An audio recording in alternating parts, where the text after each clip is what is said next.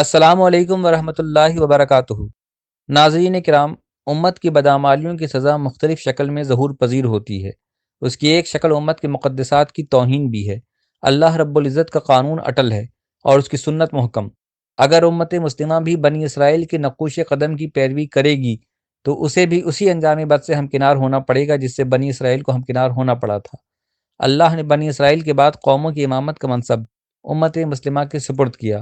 جن لوگوں نے اس منصب کی رفتوں کا ادراک کیا انہوں نے قوموں کی امامت سنبھالی اور انسانیت کو اوج کمال پر لے گئے، لیکن جب ادراک و آگہی کی یہ منزلیں نگاہوں سے روپوش ہوئیں اور ان کی جگہ غفلت و مساحلت اور پھر سرکشی و طغیان نے لے لی تو امت مسلمہ بھی بے توقیر ہوتی چلی گئی۔ ہمارے مقدسات کی بھی توہین ہوئی اور ہمارے قبلے کا تقدس بھی پامال ہوا، لیکن کیونکہ اللہ تعالیٰ نے امت مسلمہ کو آخری امت بھی بنایا ہے، اس لیے بگڑنا ہو یا سنورنا، یہ دونوں ہی اجتماعی عمل اب صرف اسی امت سے وابستہ ہیں۔ محرم الحرام 1400 ہجری بمطابق نومبر 1979 کو ہونے والا سانحہ خانہ کعبہ کی تاریخ کا عظیم سانحہ تھا جو اپنی کیفیت کے اعتبار سے خاص انفرادیت رکھتا ہے۔ پہلی بار ایسا ہوا کہ حملہ آوروں نے خانہ کعبہ کو اپنے قبضے میں کر لیا۔ مسلسل کئی دن تک خانہ کعبہ ان کے قبضے میں رہا۔ اس دوران کعبۃ اللہ کے دروازے عام زائرین کے لیے بند رہے، حتیٰ کہ نماز جمعہ کے لیے بھی نہیں کھلے۔ اس بار نہ ابابیل کنکریاں لے کر آئے اور نہ ہی قہر الہی کی کوئی دوسری شکل نمودار ہوئی۔ ایسا کیوں ہوا؟ اس لیے کہ حملہ آور بھی مسلمان تھے اور وہ اللہ کے نام پر اپنی مقدس جنگ لڑ رہے تھے، اور بقیہ امت مسلمہ بھی ایمان و یقین کی کمزور ترین درجے پر تھی۔ بلا شبہ کعبۃ اللہ کی انتظامی ذمہ داریاں وہاں کی مقامی حکومت کی ذمہ داری ہے، لیکن اس کی حفاظت تمام مسلمانوں کا مشترکہ فریضہ ہے۔ آج ہم گھر کے مالک پر گھر کی ذمہ داری ڈال کر سبکدوش نہیں ہو سکتے، کیونکہ گھر کے اسی مالک نے ہمیں منتخب اور آخری امت بنا کر گھر کی ذمہ داری سپرد کی ہے، اور یقیناً جب ہم اپنے منصبی فرائض کو نظر انداز کریں گے تو ہمیں اپنی بدعمالی کی سخت ترین سزا بھی ملے گی۔ استعماری عہد نے اسلامی دنیا کو سخت اضطراب میں مبتلا کیا ہے۔ 250 برس قبل سے پوری اسلامی دنیا مسلسل استعماری طاقتوں سے نبرد آزما رہی ہے۔ ایک ایسا وقت بھی آیا جب پوری اسلامی دنیا مغرب کی کالونی میں تبدیل ہو گئی، گو کہ جلد ہی وہ دور گزر گیا، لیکن اس کے اثرات ابھی تک باقی ہیں اور تاریخی فکر و مطالعہ کا اہم ترین گوشہ ہیں۔ استعماری عہد نے ہماری مذہبی، معاشرتی اور سیاسی فکر کو بری طرح متاثر کیا۔ مسلمانوں میں رد عمل کی سوچ پروان چڑھی، حتیٰ کہ اس دوران باستثناء چند عمل کی جو تحریکیں پروان چڑھیں وہ بھی در حقیقت رد عمل کی تحریکیں تھیں۔ امت میں مفکرین کی تعداد میں غیر معمولی اضافہ ہوا، جنہوں نے امت کے مسائل کا کوئی حل تو پیش نہیں کیا، لیکن انتشار و اضطراب میں بڑھاوے کا سبب ضرور بنے۔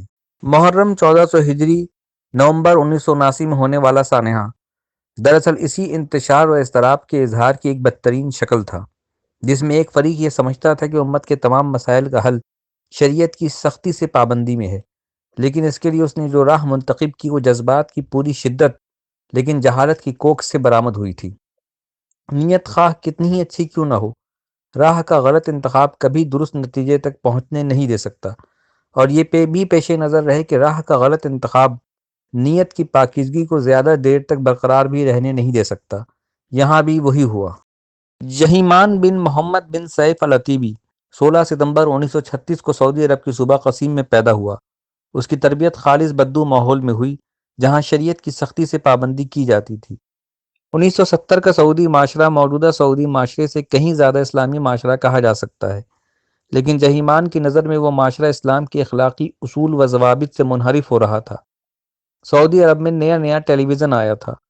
تیل کی دولت نے بدوؤں کو بھی زندگی کی تعیشات کے حصول پر اکسانا شروع کر دیا تھا۔ عمرہ و خواص کی زندگیاں عام سعودی باشندوں سے بدل رہی تھیں۔ جہیمان کی طبیعت پر ان احوال نے سخت اضطراب پیدا کیا۔ وہ غیر مسلموں کے سعودی عرب آنے جانے پر بھی سخت نالاں تھا۔ جلد ہی وہ اپنے ہم خیال افراد پر مشتمل ایک گروہ بنانے میں کامیاب ہو گیا۔ پھر اس کی ملاقات محمد بن عبداللہ القحطانی سے ہوئی۔ القحطانی بھی جہیمان کی طرح مضطرب تھا۔ فکر و نظر کی یکسانیت بہت جلد گہری دوستی میں بدل گئی۔ جس تیزی سے ان کی دوستی ہوئی اس سے بھی کہیں زیادہ تیزی کے ساتھ یہ اپنے مشترکہ نظریات کے عملی نفاذ کے سفر پر چل پڑے۔ یمنی نسل قحطانی نظریے کی خاطر آل رسول بن گیا اور پھر اسے مہدی کے منصب پر فائز کر دیا گیا۔ راہ کے غلط انتخاب کے ساتھ ساتھ اب نیت کا فطور بھی نمایاں ہو گیا۔ نیت کی خرابی نے راہ کی خرابیوں کو دو چند کر دیا، مگر گمراہی کی سب سے بڑی بدقسمتی یہ ہے کہ انسان بصارت سے نہیں بصیرت سے محروم ہو جاتا ہے۔ انہوں نے ایک بار بھی نہ سوچا کہ سچا مہدی کبھی کعبۃ اللہ کے دروازے لوگوں پر بند نہیں کر سکتا اور نہ ہی کعبۃ اللہ کا تقدس پامال کر سکتا ہے۔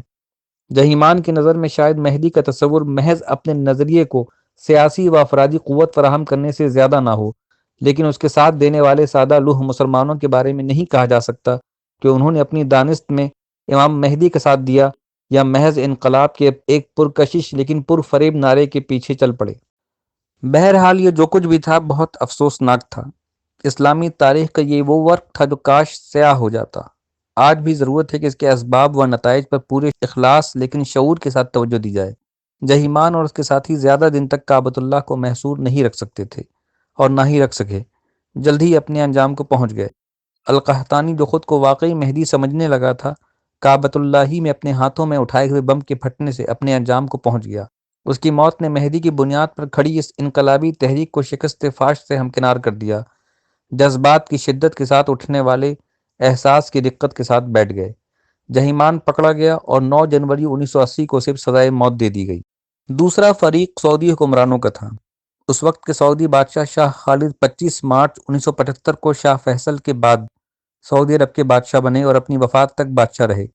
ان کا شمار بہت زیادہ مؤثر شخصیات میں نہیں ہوتا۔ ان کے دور کا اہم ترین واقعہ خانہ کعبہ پر جہیمان اور اس کے ساتھیوں کا حملہ ہے۔ اسی واقعے کے تناظر میں وہ تاریخ میں یاد رکھے جاتے ہیں۔ 1979 میں سعودی عرب میں 2 فریق کا نہیں بلکہ 2 نظریوں کا ٹکراؤ ہوا تھا، اور یہ نظریاتی کشمکش صرف سعودی عرب میں نہیں بلکہ پوری امت مسلمہ میں پائی جاتی ہے۔ حکمران خواہ سعودی عرب کے ہوں یا پاکستان، ترکی، انڈونیشیا، ملائیشیا یا مصر کے، اپنے عمل اور رویے کے لیے اسی طرح ذمہ دار ہیں جس طرح سعودی حکمران۔ ارباب اقتدار طبقے کو یہ سمجھنا ہوگا کہ انہیں اسلام کو نشانہ تضحیک نہیں بنانا چاہیے، شریعت کے واضح احکامات کی پابندی کرنی چاہیے۔ خوارج ہوں یا تکفیری، یہ محض رد عمل کی پیداوار ہیں۔ اگر عمل درست کر لیا جائے تو رد عمل کی شدت خود ہی دم توڑ دے گی، لیکن بدقسمتی سے ایسا نہیں ہو رہا۔ ہر جگہ اسلامی احکامات کے برخلاف قوانین سازی ہو رہی ہے۔ ارباب اختیار سے وابستہ افراد شاعر اسلامی کی تضحیک کر رہے ہیں، جس سے سخت گیر مذہبی طبقے کی تعداد میں اضافہ ہو رہا ہے۔ وقت آ چکا ہے کہ امت مسلمہ اگر اپنے مسائل کا حل چاہتی ہے تو اسے اپنے منافقانہ رویے کو بدلنا ہوگا۔ عوام کی ایک بہت بڑی اور خاموش اکثریت نہ سیاسی رہنماؤں کو پسند کرتی ہے اور نہ ہی مذہبی اکابرین سے وابستہ ہے۔ اللہ کرے یہ بیزاری کسی نئے فتنے کا سبب نہ بننے پائے۔ 1979 کی دنیا اور 2021 کی دنیا میں بڑا فرق ہے۔ سیاسی منظرنامہ بھی بدل چکا ہے اور معاشرتی رویوں میں بھی نمایاں تبدیلیاں آئی ہیں۔ دشمنان اسلام کی جانب سے کعبۃ اللہ اور روضہ رسول صلی اللہ علیہ وسلم پر قبضے کی خواہش بھی اب پوشیدہ نہیں رہی، اور یہ بھی سچ ہے کہ کوئی بھی بڑا سانحہ اب غیر متوقع بھی نہیں۔ تاہم اللہ کارساز اور فتنہ و فساد کی آگ کو بجھانے والا ہے۔ دیکھنا یہ ہے کہ اس وقت مسلمان اپنے لیے کون سا مقام منتخب کرتے ہیں۔ جو اللہ کی بتائی ہوئی حق پرستی کی راہ اختیار کریں گے کامیاب ہوں گے، اور جو بھی اس کے برعکس کسی راہ کا انتخاب کریں گے ان کا انجام عبرتناک ہوگا۔ یہ ویڈیو کمانڈر اقبال رشید فاروقی کی کتاب سانحہ خانہ کعبہ 1979 پر محمد تنزیل الصدیقی الحسینی کے تحریر کردہ مقدمے سے ماخوذ ہے۔ ناظرین کرام، اس واقعے کی تفصیلات سے متعلق ہماری ویڈیو جلد ہی آنے والی ہے، اسے بھی ضرور دیکھیے گا۔ ناظرین کرام، رسول اللہ صلی اللہ علیہ وسلم کی حدیث ہے، بلغوا انی ولو آیا، یعنی مجھ سے سن کر یا لے کر آگے بیان کرو، خواہ ایک آیت ہی کیوں نہ ہو۔ اس حدیث سے ابلاغ کی اہمیت واضح ہوتی ہے۔ اگر آپ کو ہماری یہ ویڈیو پسند آئی ہو تو اچھائی کے اس سفر میں آپ حصہ لیجئے۔ اس ویڈیو کو لائک کیجئے، مختلف طریقوں سے زیادہ لوگوں سے شیئر کیجئے، اور چینل کو سبسکرائب کیجئے تاکہ ہم اسی طرح آپ کے لیے ویڈیو بناتے رہیں۔